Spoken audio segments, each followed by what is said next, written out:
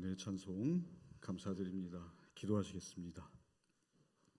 하나님 아버지 은혜를 감사합니다.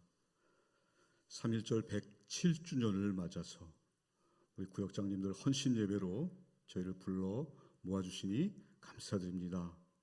하나님께서 이 민족을 사랑하셔서 어려울 때마다 인도해 주시고 역사하심으로 말미암아 저희가 오늘 이 자리에 서 있음을 고백합니다. 원하옵기는 이 민족이 앞으로도 온전히 주님을 섬기는 길을 걷게 하여 주옵소서. 이 시간 하나님 말씀을 나누고자 합니다. 하나님 말씀에 스며들어 주님 안에 온전히 머무는 시간 되게 하옵소서. 설교자 입술을 오직 주님께만 의지합니다. 감사합니다. 사랑합니다. 예수님의 이름으로 기도드립니다. 아멘. 여러분은 예배 자리에 나오실 때 은혜 받으시러 나오십니까? 아니면 은혜 받으셨기 때문에 나오십니까? 둘 다 그렇습니다. 예. 근데 저 같은 경우에는 은혜 받으러 나오기보다는 은혜 받았기 때문에 나오는 것 같습니다. 오늘 이렇게 예배 자리에 나오신 여러분을 사랑하고 환영합니다. 특별히 귀한 직분을 맡으신 우리 구역장님들 헌신예배로 나오셔서 더욱 감사하고 사랑의 마음이 더 넘치는 것 같습니다.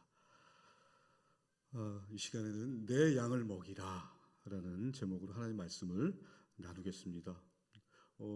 이번 주일은 3.1절 107주년 기념주일입니다. 여러분 아셨죠? 작년에는 여기 태극기가 있었던 것 같은데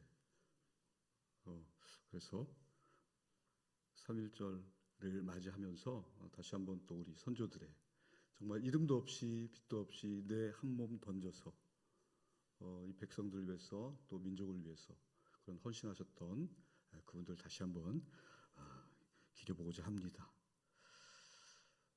그분들 가운데 특별히 많은 기독교인들이 있었습니다. 거의 대부분이라고 해도 과언이 아닐 정도인데요. 그렇기 때문에 더 특별히 감사할 일입니다. 앞으로도 우리 민족과 또 세계 열방을 하나님의 뜻으로 세워가는 이런 지도자들이 많이 일어났으면 좋겠습니다. 특별히 우리 신길동 교회 미래 세대에서 그런 사람들이 많이 일어났으면 좋겠습니다. 반드시 그렇게 될 줄 믿습니다. 하나님의 마음을 가진 사람만이 세상을 바꿀 수 있습니다. 교회도 마찬가지입니다.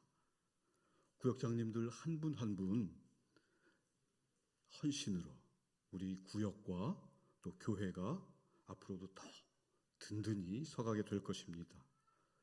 그런데요, 오늘 이 자리에 계신 구역장님들 마음은 어떠신가요? 3.1 만세 운동을 불렀던 그런 씩씩하고 당당한 그런 기세와 자세이십니까? 아니면 마음 한구석이 조금 무겁다, 하나님께 좀 죄송스러운 마음이 든다 하고 계시지는 않습니까?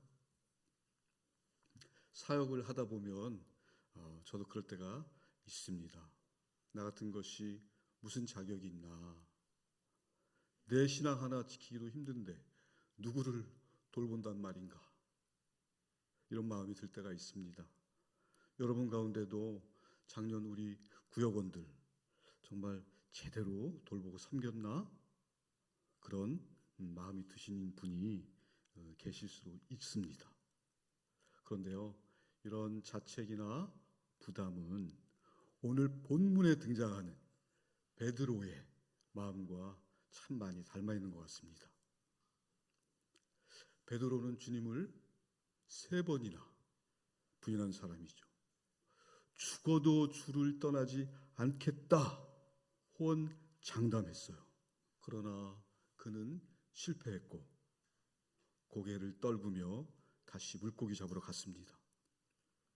아마도 스스로를 나 같은 사람은 자격이 없어, 자책하면서 다른 어떤 사람이 아닌 자신 스스로 본인을 자격 없는 사람이라고 낙인 찍었을 것입니다. 하지만 부활하신 주님은 그런 베드로를 포기하지 않으셨습니다. 물고기 잡고 있는 그곳으로 직접 가셔서 베드로를 다시 세우시죠. 그런데 이 베드로를 찾아가셔서 주님께서 던지신 질문이 한 가지입니다. 다른 건 묻지도 따지지도 않으시고 단 하나의 질문만 하십니다. 네가 나를 사랑하느냐? 네가 나를 사랑하느냐? 여러분, 이 음성이 오늘 여러분에게 주시는 주님의 음성으로 다가가기를 원합니다. 오늘 드린 헌신 예배는 내가 너를 사랑한다, 내 양을 부탁한다 하시는 주님의 음성을 듣는 자리가 되었으면 좋겠습니다. 오늘 본문은 요한복음 내용입니다. 요한복음은 또 요한복음만의 특징이 있는데요. 그 가운데서 제자를 부르는 명칭이 조금 다른 것 같습니다. 다른 복음서에 보면 제자들을 표현할 때 제자들 또는 12제자 이렇게 말하는데요. 이 요한복음에서는 아주 특별한 표현이 있습니다. 바로 사랑하시는 제자 이렇게 나와 있어요. 이것은 사복음서 어디에도 없고요. 오로지 요한복음에서만 표현되는 문구입니다. 특별히 베드로에 비해서 우리 사도 요한이 사랑 받으시는 제자라 이렇게 나와 있어요. 베드로와 요한을 대조하는 장면들을 보면요. 베드로는 어떻습니까? 성질이 급하고 과격하고 약간 경솔한 그런 사람으로 비춰집니다. 반면에 요한은요. 모든 면에서 베드로보다 뛰어나게 표현되고 있습니다. 그런데 중요한 것은 그 비교를 베드로도 눈치를 채고 있다는 것입니다. 그리고 이러한 요한을 상당히 의식하고 있습니다. 그러다가 주님께 책망을 듣게 되는데요. 이것이 오늘 요한복음 21장 20절에서 22절에 기록되어 있습니다. 함께 읽으면 좋겠습니다. 요한복음 21장 20절에서 22절 말씀입니다. 베드로가 돌이켜 예수께서 사랑하시는 그 제자가 따르는 것을 보니 그는 만찬석에서 예수의 품에 의지하여 주님을 파는 자가 누구오니까 묻던 자더라. 이에 베드로가 그를 보고 예수께 여짜오되 주님, 이 사람은 어떻게 되겠사옵나이까? 예수께서 이르시되 내가 올 때까지 그를 머물게 하고자 할지라도 내게 무슨 상관이냐? 너는 나를 따르라 하시더라. 아멘. 무슨 말씀입니까? 이 요한에 대해서 베드로는 주님의 생각을 알고 싶은 거예요. 그러니까 예수님께서 내가 다시 재림할 때까지 요한이 살아있다 한들 너와 무슨 상관이냐? 이렇게 말씀하세요. 핀잔을 주고 계시는 거죠. 베드로 입장에서는 상당히 민망한 장면이기도 합니다. 로마 가톨릭에서는요, 베드로를 일대 교황으로 여깁니다. 베드로가 순교한 때가 AD 63년에서 67년 사이로 보거든요. 그리고 2대 교황을 리노라는 사람이 맡게 돼요. 이 리노라는 사람은 우리 바울 서신에 보면 디모데후서 4장 21절에 리노라는 이름이 나옵니다. 그 리노가 2대 교황이 되거든요. 근데 이 베드로를 초대 교황으로 여겼던 로마 카톨릭에서 이 요한복음이 얼마나 껄끄러웠겠어요. 수치스럽잖아요. 그래서 정경에 안 넣으려고 그랬답니다. 그래서 오늘 읽으신 본문 21장은 요한복음의 부록이라고 합니다. 부록이란 말은 나중에 첨가됐다 그런 말씀인데요. 이 21장 전체에서 오늘 우리가 본문 읽은 그 부분 있지 않습니까? 예수님께서 사도 베드로를 세우시는 장면이잖아요. 즉 사도들 가운데 수권을 인정해 주는 장면이기 때문에 나중에 겨우겨우 이 요한복음이 성경 정경 66권 안에 들어가게 된 것입니다.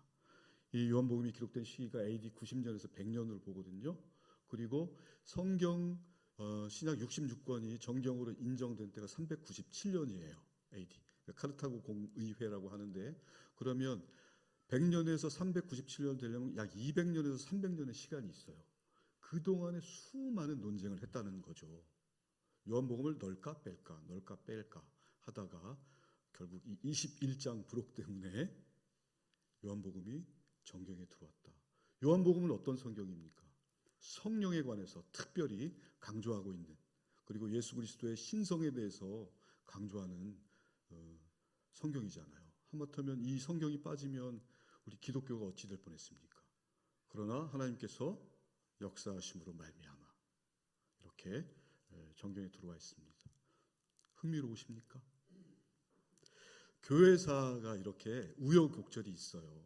그래서 그런데 이 우여곡절에서 그치지 않고 하나님께서 이 우여곡절을 섭리하시고 성취하시면서 하나님의 나라를 만드시고 역사를 이끌어가지고 계시는 것입니다. 이 교회사가 지금도 우리 신약 성도들 여러분들을 통해서 계속 이어져 내려가고 있는 것입니다. 오늘 본문에 등장하는 요한을 자신의 이름 대신에 주님이 사랑하시는 제자라고 당당하게 기록하고 있습니다. 여러분, 구역장이라는 여러분의 신분도 그렇습니다. 구역장이 뭘까요? 구역장이란 일을 잘하는 사람이라기보다 주님의 사랑을 가장 많이 받은 사람이라는 뜻입니다. 그리고 그 주님의 사랑에 거하는 사람입니다. 오늘 베드로는 네가 나를 사랑하느냐 하시는 주님의 질문을 받고 세 번째 질문을 받고는 굉장히 괴로워했습니다. 그러나 요한은 어떻습니까?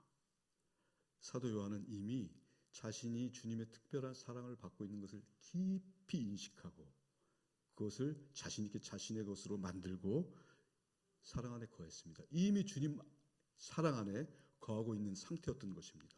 베드로와 요한의 차이를 좀 느껴지십니까? 우리 구역장님들도 구역을 위해서 내가 무엇을 할까 고민하기 전에 먼저 주님의 사랑을 받는 특별한 내 제자임을 확신하시면 좋겠습니다. 주님 사랑을 받는 사람만이 주님의 양을 먹일 수 있는 거예요. 오늘 본문에서 예수님께서 베드로에게 네가 나를 사랑하느냐 3번 반복해서 물으시죠. 주님이 왜 3번 물으셨을까요? 베드로가 3번 부인했잖아요. 그래서 여기서 우리 예수님의 치유 사역이 나타납니다. 얼마나 섬세하세요. 그 3번의 질문으로 3번의 실수를 말끔하게 완벽하게 치유하고 회복하시는 장면인 것입니다. 주님의 질문의 핵심은 무엇입니까? 사랑이죠. 사랑. 베드로에게 너 얼마나 열심히 할 거야? 앞으로 잘 할 거야? 라고 묻지 않으십니다. 오직 주님을 향한 사랑만을 물으셨습니다. 사랑하는 우리 구역장님들 또 성도 여러분, 사랑 없는 사역은 노동이 됩니다. 그러나 그 사역 안에 하나님의 사랑이 있으면 그 사역은 특권이 되는 거예요. 아주 특별한 권리. 주님께서 나에게만 주시는 특별한 권리. 마치 사도 요한의처럼 내가 특별한 주인공이 되는 것입니다. 여러분 아시다시피 베드로는 자신의 힘으로 주님을 지키려고 했었잖아요. 예수님이 잡혀가시기 전에 절대 그렇게 하지 못하겠다. 큰 소리 뻥뻥 쳤어요. 그러다가 사탄아 내 뒤로 물러가라. 무시무시한 주님의 책망을 듣죠. 예수님께서 십자가에 잡혀가실 때는 어땠습니까? 칼을 빼서 휘둘렀습니다. 주님을 위해서 당장이라도 목숨을 내놓고 싸울 것처럼 용맹스러웠어요. 그런데 막상 결정적일 때 그는 도망쳤습니다. 그냥 도망친 것이 아니라 3번이나 부인하고 부인에다가 저주까지 더해서 도망쳤습니다. 정말로 철저한 실패자죠, 베드로는. 그러나 주님께서 오늘 본문처럼 베드로를 찾아가셨습니다. 베드로의 그 실패를 사랑으로 덮어주셨습니다. 그리고 다시 사명자로 세우셨습니다. 실패를 사용해서 그것을 뒤집어 엎어서 끝내 승리하게 하시는 이 방법이 하나님의 일하시는 방법입니다. 그게 십자가잖아요. 며칠 전에 아는 선배 목사님 2분과 이렇게 만날 기회가 있었는데요. 두 분이 이렇게 약간 언쟁을 하고 계시는 장면을 보게 되었습니다.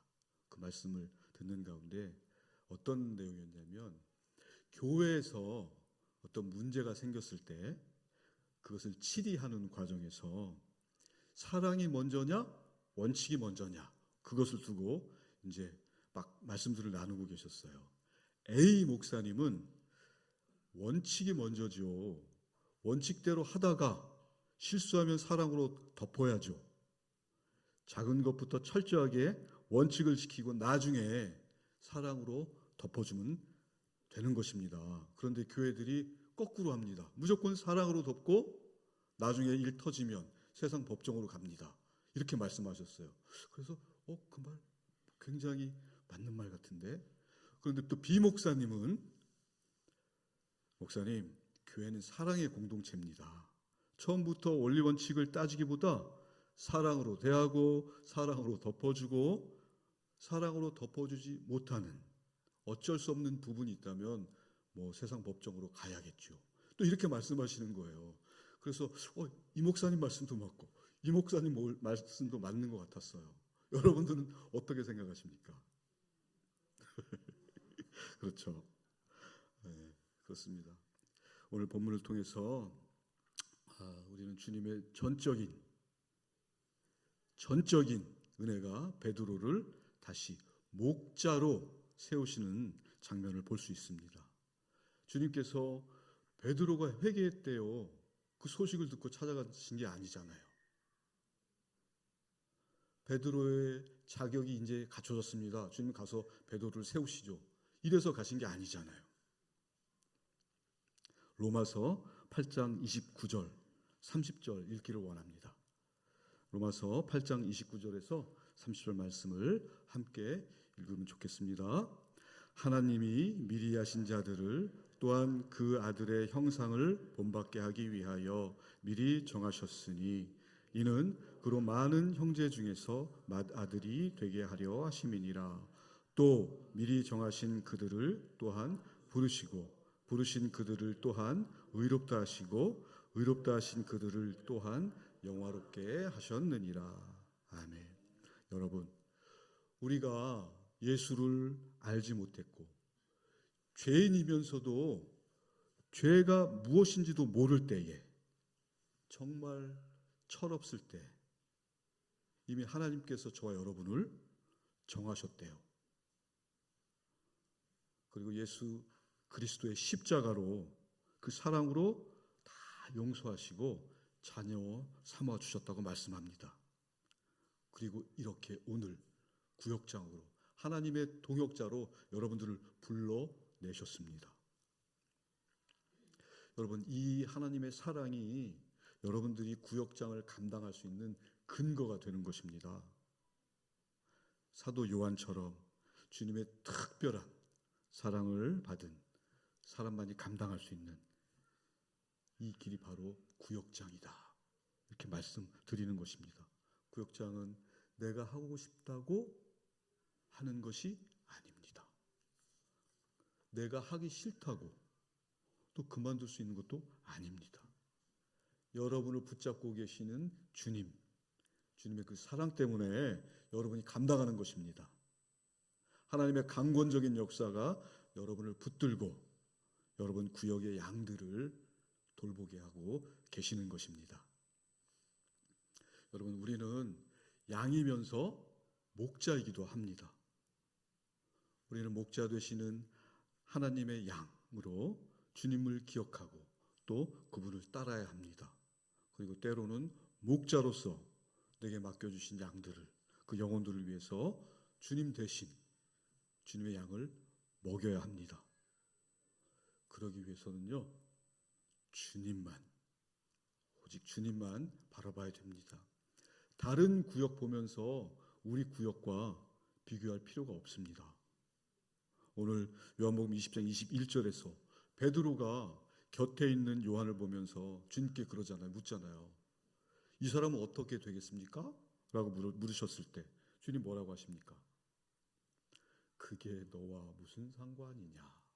너는 나를 따르라. 이렇게 말씀하시잖아요. 구역장 하시면서 때때로 다른 구역과 이렇게 비교하며 낙심할 수도 있습니다. 그때 오늘 이 말씀을 기억하십시오. 그게 너와 무슨 상관이냐? 너는 나를 따르라. 말씀을 정리하겠습니다. 우리 교회는 매월 2번의 구역예배 주일이 있습니다. 다음 주 구역예배 주일이잖아요. 담임 목사님께서 우리 구역장님 한 분 한 분을 얼마나 목자로서 존중하시는지 보여주는 것입니다. 여러분, 오늘 내 양을 먹이라.